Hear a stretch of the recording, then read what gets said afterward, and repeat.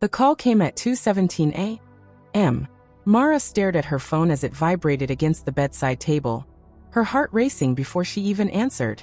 Calls at that hour never carried good news. "Ma'am," the voice on the other end said gently, "your husband has been brought in. You need to come now." By the time she reached the hospital, the hallway smelled of antiseptic and panic. Machines beeped. Shoes squeaked against polished floors. Somewhere nearby, someone was crying loudly enough to break something inside her.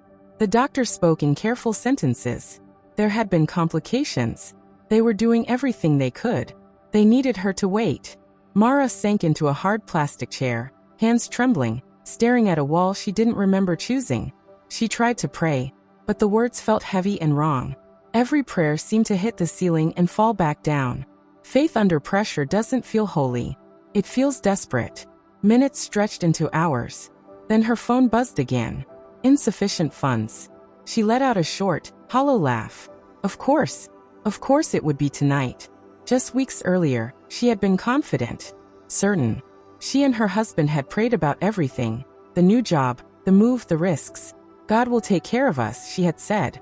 Now he was behind a closed door, and she didn't even know how she would pay the hospital bill.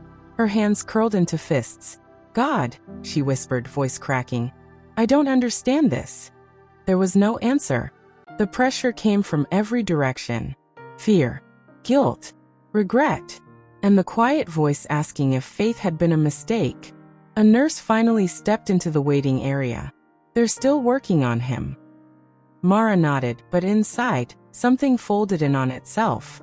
Faith under pressure forces you to face the possibility that things might not turn out the way you prayed.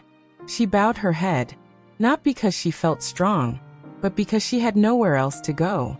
"Please," she whispered, tears slipping down her face. "I don't have anything left but you." Hours later, the doctor returned.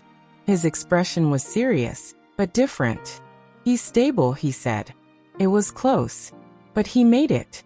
Mara's breath left her all at once.